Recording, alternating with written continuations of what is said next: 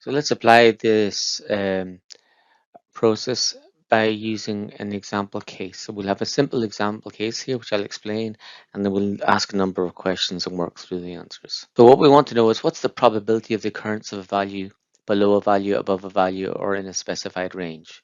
And it's always the area under the curve. And what we're doing here in this example, if we take a look at the data, we've got three subjects: mathematics, geography, and chemistry, and we've got three values. We've got the score for a student in each subject, we've got the actual average, mu, and the standard deviation. And the important thing is we can use these numbers and we can calculate a score, and we're looking at the probability density function all the time and seeing what's the probability that our data will fall into a particular area under the curve. So what we can do now is we can, before we go into the detailed cases and the proper computations, let's take a look at the data using common sense and see what these figures tell us. So the first question you might ask is, which subject did student A do best in?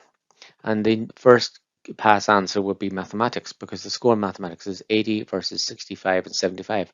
So the student is best at mathematics. But you can see there that the average for mathematics is 85, whereas the average for geography is 55. So in relative terms, you can see that the student scored above the average for the class in mathematics and below the average for the class in geography. So, okay, then you might think that obviously geography is better relatively at geography than at mathematics.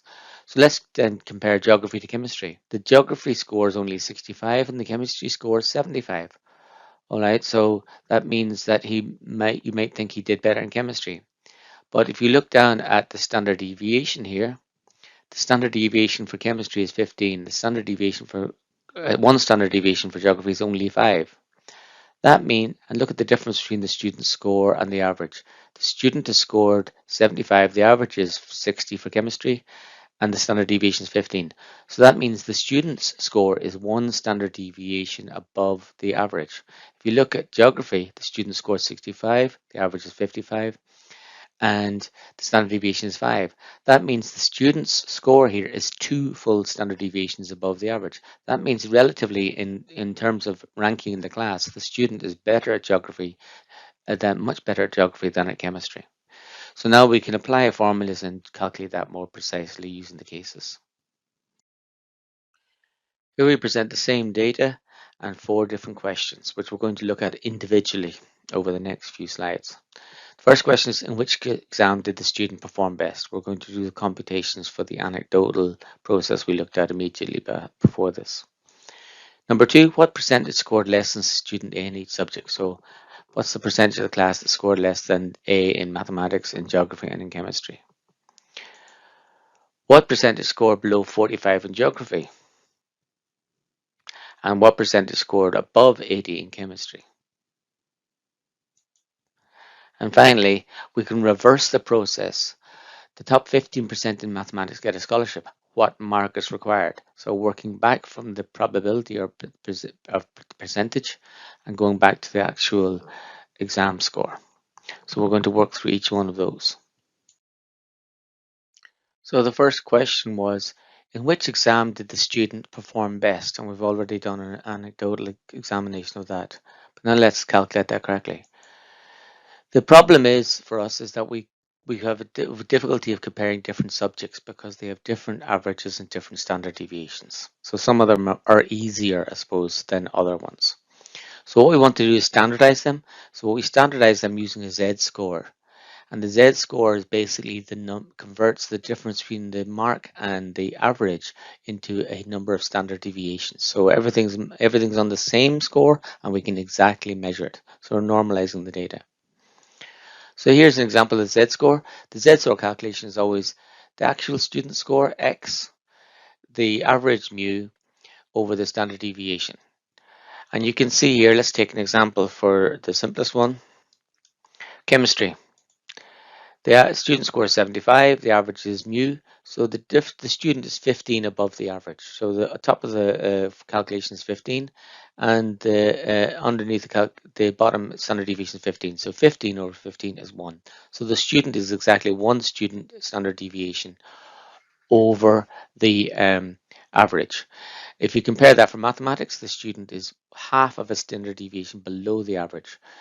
And that means we can compare everything on the same scale. And that we can show that on the standard normal distribution chart. And we can show it along the X bar. And so we convert the X bar, and instead of being actual scores, the X bar, X axis becomes standard deviations. And you can see that mathematics is slightly to the left of the middle, chemistry is to the right, and geography is to the far right. So the exam which the student did best in is geography. The next question is, what percentage score of the class scored less than student A in each subject? So for this demonstration, we're just going to look at mathematics. And here we can see graphically the problem represented. Student A scored 80, the average was 85. So the student is actually below the average. And if we look at the two charts, take the chart at the top first. That's the actual scores. The average is 85, the student scored 80, and we're interested in the area under the chart which is below to the left of the 80. Now it's much easier, of course, if we convert it into standard scores.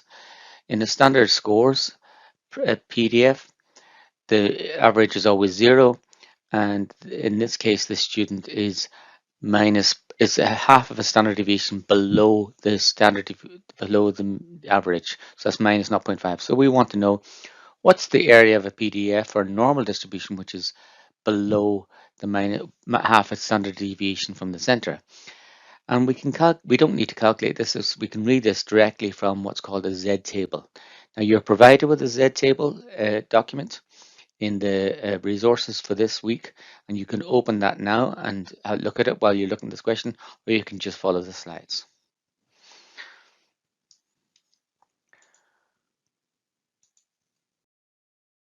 So here we have the problem represented on a Z table.